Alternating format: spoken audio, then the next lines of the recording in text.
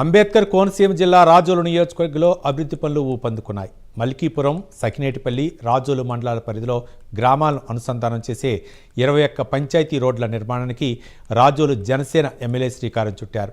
26 కోట్ల రూపాయల SASCI నిధులతో చేపట్టనున్న ఈ పనులకు శంకుస్థాపన చేస్తున్నారు. వరుసగా 2 సార్లు జనసేనను గెలిపించిన నియోజకవర్గంగా రాజోలు ప్రత్యేకతను సంతరించుకుంది.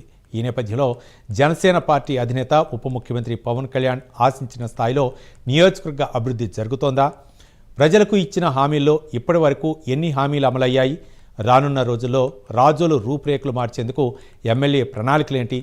26 కోట్ల SASCI నిధులతో చేపట్టే రోడ్లతో గ్రామాలకు కలిగే ప్రయోజనాలేంటి?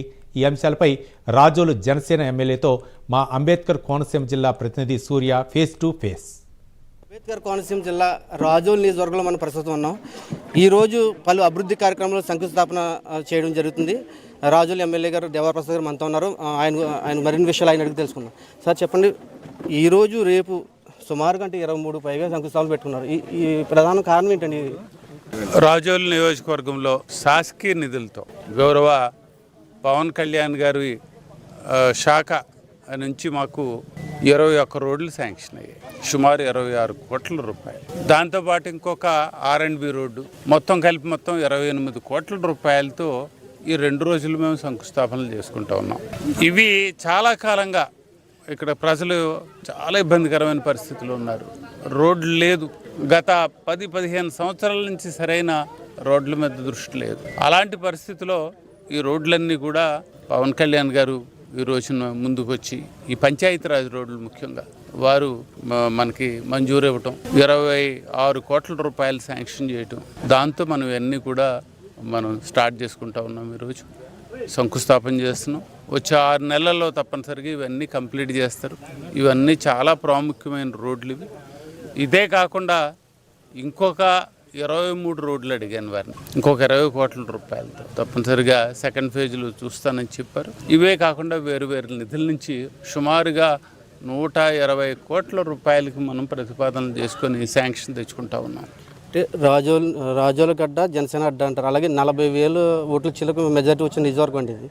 మరి మీరు 3 సంవత్సరాల కాలం కంప్లీట్ అవుతుంది. మీరు ప్రధానంగా చూసిన సమస్యలు ఏంటంటే గత ప్రభుత్వం చేయని సమస్యలు ఏమైనా పరిశీలించారా?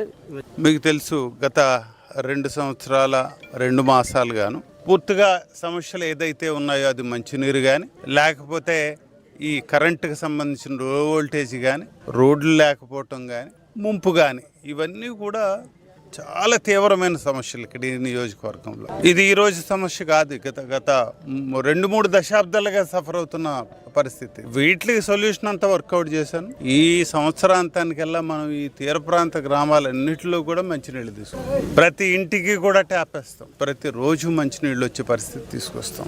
అది మంచినీటి విషయం. రోడ్ల విషయంలో చూసినట్టయితే ఇప్పటికే చాలా వరకు ఒక 200 కోట్ల రూపాయల వరకు మనం వెచ్చించిన వ్యవహారం. మళ్ళా మిగిలిన కూడా ఒక 150 కోట్ల రూపాయలు ఈ రోజుకి కార్యక్రమాలు చూసినట్టయితే, మనం వచ్చే 6 నెలల కార్యక్రమాలు చూసినట్టయితే, వీటితో ఏదైతే మరీ పాడైపోయిన పరిస్థితులు ఉన్న రోడ్లన్నీ కూడా బాగు చేసి ప్రయాణ సౌకర్యం మెరుగుపరచడం ద్వారా ఆర్థిక పరిస్థితి మెరుగవుతుంది. మీరు రీసెంట్గా కమిటీలో మెంబర్గా కూడా వేయడం జరిగింది.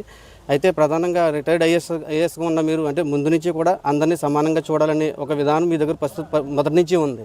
ప్రస్తుతం రాజకీయంలో ఇది వర్కౌట్ అవుతుందంటారా? స్థానిక ఎన్నికలు వస్తున్నాయి కాబట్టి ఇది ఏ విధంగా ప్రభావితం అవుతుంది? అంటే అన్ని వర్గాలని సమానంగా రోడ్లు అన్ని ప్రాంతాలు కూడా సమానంగా చూసుకుని వస్తున్నారు. దీన్ని ఏ విధంగా చూస్తారు? తప్పనిసరిగా అంటే ఒక పార్టీ నుంచి లేకపోతే కూటమి నుంచి మనం పవర్లోకి వచ్చాం కదా అని చెప్పి మిగిలిన వారిని నిర్లక్ష్యం చేయటం కరెక్ట్. ఎందుకంటే ప్రజలందరికీ కూడా అభివృద్ధి అవసరం. ప్రజలందరూ మంచినీళ్ళు తాగాలి, కొంతమంది తాగాల, కొంతమంది తాగకూడదు అనే ఆలోచనే తప్పుడు ఆలోచన. ప్రతి ఒక్కరికి కూడా మంచినీళ్ళు ఇవ్వాలి, ప్రతి ఒక్కరికి రోడ్డు ఇవ్వాలి, ప్రతి ఒక్కరికి కరెంట్ ఇవ్వాలి. ఇవన్నీ కూడా ముఖ్యమైన సమస్యలు. అది పార్టీకి సంబంధించిందో క్యాస్ట్కి సంబంధించిందో కాదు. ఈ సమస్య ఇక్కడ మన ఏరియాలో ఇది రాజకీయానికి అతీతమైన విషయం ఇక్కడ మన ప్రాంతంలో. కాబట్టి ఈ విషయాల మీద దృష్టి పెడతా ఉన్నాం. తప్పనిసరిగా ఈ ప్రధాన సమస్యల మీద ఒక అటాక్ చేసి తప్పనిసరిగా ఈ సమస్యలను పరిష్కరిస్తాం. ప్రజలందరికీ కూడా సరైన సౌకర్యాలు తీసుకొచ్చి అలాగే అభివృద్ధి వైపు తీసుకెళ్ళాలి. చాలా చేయాల్సిన పనులు ఉన్నాయి. ఇది కేవలం కొంతవరకే. కానీ ఇంకా చేయాల్సింది తప్పనిసరిగా చేస్తాం.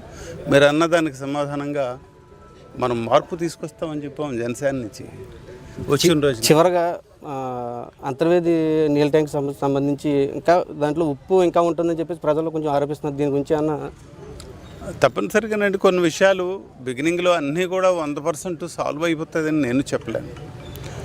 మనం ఈ స్కీమ్ ఇనాగరేట్ చేసుకున్నాం. మనం ఏకంగా నీళ్ళు ఎక్కడి నుంచి తీసుకురావుతున్నాం, ధవళేశ్వరం నుంచి నీళ్ళు తేబోతున్నాం. ఇప్పుడు మనం ఇవన్నీ కూడా వర్కౌట్ అవ్వాలా. ఒక్కడే ఓవర్ నైట్ తెల్లారేటప్పటికి నేను చేస్తానని నేను చెప్పలే. 2 సంవత్సరాలు 2 మాసాల్లో ఈ ఇంప్రూవ్మెంట్కి తీసుకొచ్చాం. తప్పనిసరిగా మిగిలిన మీరు ఇచ్చిన టైం ఏదైతే నాకు ఇచ్చారో తప్పనిసరిగా అన్ని విషయాలు కూడా పరిష్కరించి మీకు సరైన పరిస్థితులు నేను తీసుకొచ్చే ప్రయత్నం చేస్తానని మీకు విన్నారు కదండి.